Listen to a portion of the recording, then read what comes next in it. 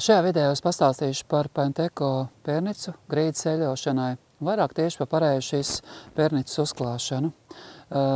Pērnica grīdas eļošanai ir paredzēta grīdu eļošanai, bet viņi var izmantot arī tāpat mēbeļu un arī galda virsmu eļošanai. Pērnica grīdas eļošanai piedod virsmē lielāku nodalumu izturību. Tātad varam veikt arī slīpēšanas darbus. Slīpēšanai var izmantot vai nu šādas smilšpapīrus, bet tie varētu būt dažādi rupjumi smilšpapīri. Bet ir materiāli, uz kuriem varbūt šī slīpēšana nebūs arī nepieciešama. Ķeramies pie darba.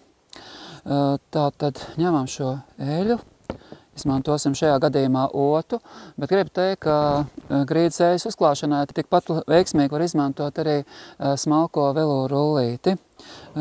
Eļu ņemam uz otas gala un vienmērīgi uzklājam uz virsmas. Veicot lielākas virsmas eļošanu, mēs varam šo telpu sadalīt sektoros, un bieži vien es pats mājas apstākļos šo darbiņu darot, sāku eļošanu no vienas malas, un tālāk rokas stiepiena attālumā ieeļoja grīdu, un pēc tam pēc laiciņa veids šīs virsmas slaucīšanu. Pēc 15-20 minūtēm apskatām virsmu un kā redzam, ka viena daļa eļas ir sasūkusies virsmā, bet daļa ir palikusi virspusē.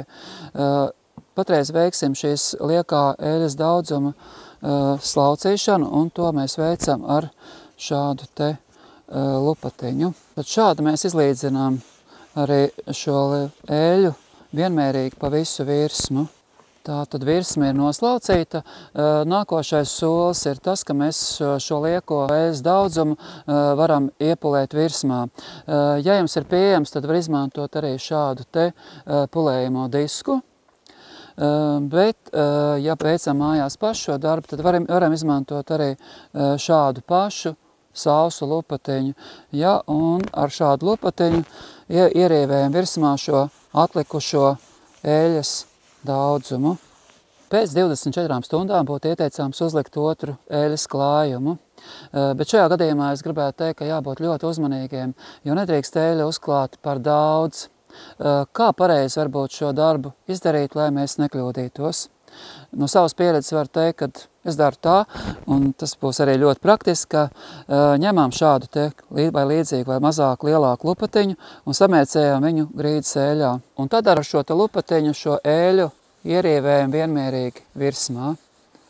Pēc 15 minūtēm mums ir jānoņem liekais eļas daudzums. Šo darbu mēs varam veikt arī ar šādu te gumijas aplikātoru. Ja jums varbūt mājas apstākļos nav šāds gumijas aplikātors, varat izmantot arī lupatiņu. Tātad lieko eļu noslaukam. Un pēc tam šo lieko eļas daudzumu iepulējam vai nu ar šādu te pulējamo disku, vai arī varam izmantot sausu lupatiņu, ar kuru ierīvējam virsmā, iepulējam, var teikt, šo lieko eļas daudzumu.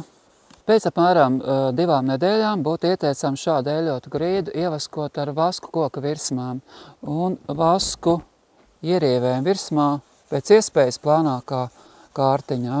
Šādu ievaskotu grīdu būs vieglāk kopt, un arī vaskam piemīt arī tā saucamās antistatiskās īpašības, viņš nepiesaist arī putekļus. Un šādu vaskotai grīdai būs arī lielākas mitruma atgrodošās īpašības. Virsma ir ievaskota, tālāk apmēram pēc stundas varam veikt šādas vaskotās virsmas pulēšanu. Pulēšanu varam veikt vai nu ar šādu te pašu pulējamo disku, vai pulēšanu varam veikt arī ar tādu pašu sausu lupatiņu. Tonēšanai mēs varam izmantot to pašu Penteko linējas pērnicas beici. Darba secība ir tieši tāda pati. Pirmajā reizē uzklājam beici, un pēc apmēram 20 minūtēm liekos eļas pārpalikumus noslaukam. Un, ja ir iespējams, varam atlikušo eļu iepulēt ar pulējamo disku. Tad apmēram pēc 24 stundām nobeiguma apstrādei izmantojam šādu te pērnicu grīdas eļošanai. Darba secība ir tieši tāda pati, kā es iepriekš stāstīju par grīdas eļošanu.